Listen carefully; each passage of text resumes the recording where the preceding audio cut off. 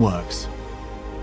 And what's even more fascinating is that these connections aren't necessarily fixed. Scientists have recently discovered that the brain has an incredible capacity for change. A pioneering and frankly extraordinary operation has demonstrated just what the brain is capable of. And the story of this little boy will show you how.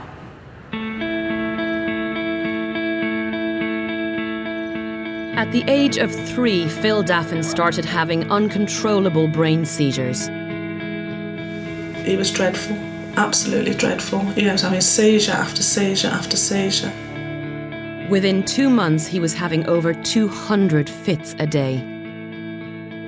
His seizures were pretty resistant to the medication. He had almost continuous twitching down the right side of his body, going in and out of seizures, despite what we tried medically.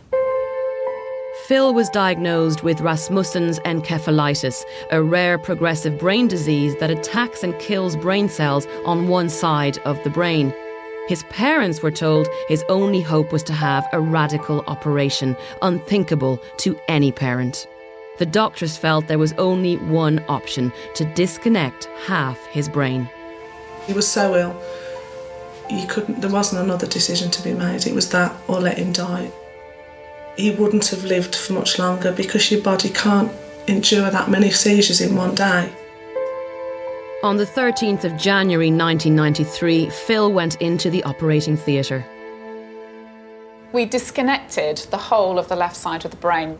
The key functions that we'd be concerned about would be movement down the right side, which would be here, otherwise sensation down the right side of the body, vision on the right side, which would be governed at the back of the brain, the language cortex, and we also disconnected that, which is more apparent on this scan. You can see this is the left side where most of the brain tissue has gone, and this is the right side, which looks normal. It is a big black hole on the left-hand side of his head. That's incredible. I can't actually imagine somebody could survive surgery like this. Phil is now 21. And he's come to London to meet one of the doctors who played a seminal role in the life-saving operation. But first, he's agreed to meet me. So what's the first thing you remember after waking up from the operation? The first thing I said was I wanted a piece of toast. And believe you me, I enjoyed it. Oh my gosh, and that was only a couple of hours after the operation. I know, but all the nurses and the doctors couldn't believe it. So they just could not believe it. I don't know who was more surprised, me or them, to be honest. Just hours after the operation, Phil was awake and talking. But what was even more extraordinary was what came next. Phil's right hemisphere trained itself to take on most of the work that a complete brain normally handles. When I had my surgery, I lost the use of my legs and my hands as well.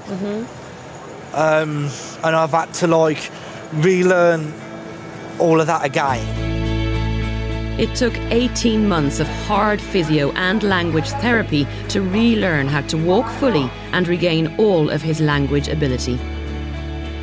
What is truly incredible for Philip is that despite the illness he went through at 3 and the operation he went through, he is able to grow up, develop with normal intelligence, normal mathematical ability and normal language function with the training and determination that he and his family have shown. Somehow, Phil's remaining hemisphere seems to have trained itself to do pretty much all of the work of a full brain.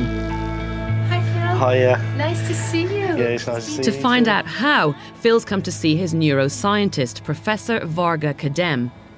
She's been looking at how he manages to speak without the specialist language area that most people use, known as Broca's area. And this area here becomes active when the person is thinking of words. Phil's normal speech area was removed in his operation, yet his remaining brain has compensated for this.